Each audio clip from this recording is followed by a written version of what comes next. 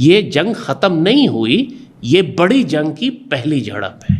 भारत ने 29 मई यानी आज जुमेरात को पाकिस्तान पर एक और स्ट्राइक की मुकम्मल तैयारी कर रखी थी। पिछली दफा ये ग्राउंड फोर्सेस लेकर नहीं आए थे, पिछली दफा इन्होंने नेवी डिप्लॉय नहीं की थी।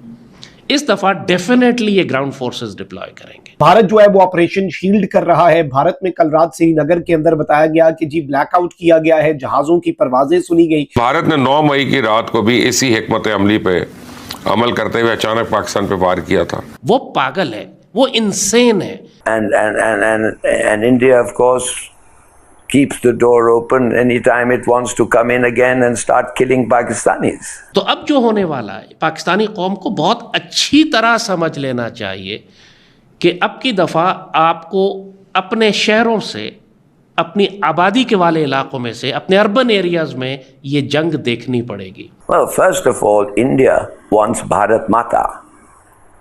And what does Israel want? Strange, isn't it? They want greater Israel. Bharat Mata is... security council बैनुल-अक़वामी इदारों को कहता है कि इंडिया को रिस्पॉन्सिबल ठहराएं। इंडिया कहता है मैंने डायरेक्ट ये दो बातें समझते हैं? Which is more plausible, which is more argumentative, which is more civilized?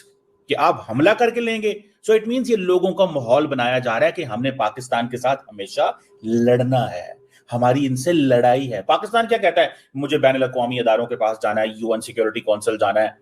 So, मुझे ऐसा लगता है कि that is something very dangerous. ये बहुत डेंजरस चीज है। वो कह रहे हैं कि हमने डायलॉग को रिकैलिब्रेट किया है। राजनाथ सिंह साहब ने ये कहा है कि डायलॉग को रिकैलिब्रेट कर दिया है। अब डायलॉग होगा टेररिज्म पे और डायलॉग होगा उसके ऊपर कश्मीर के ऊपर। अब तो हमने किसी चीज के साथ आपके साथ डायलॉग ही नहीं करना। This is what he is saying. So मुझे ऐसा लगता है, व्हाट आई अंडरस्टैंड, ओके आप बिल्कुल कर सकते हैं, आप मजाज हैं, जो मर्जी करें। मैंने दोस्तों आपको बहुत देर पहले कहा था, मैंने समझाया था, मैं नरेंद्र मोदी साहब की चीज को समझता हूं। वो लेगेसी, डिफरेंट लेगेसी छोड़ना चाहते हैं। मेरे जो दोस्त पाकिस्तान में इन चीजों को समझते हैं वो बहुत अच्छे से जानते हैं इन चीज को। अब वो कह रहे हैं जी वो जो आजाद कश्मीर वाले लोग हैं ना, वो हमारा हिस्सा है, वो हमारी फैमिली है। मोदी साहब ने 2 दिन पहले क्या कहा था? मोदी साहब ने कहा कि इस देश के 3 हिस्से कर दिए गए। मतलब उनका दिल ये है कि 1 अरब 60 करोड़ का मैं वजीर आजम होता, 1 अरब 70 करोड़ का मैं वजीर आजम होता, 2 अरब का मैं वजीर आजम होता। उनका दिल ये है।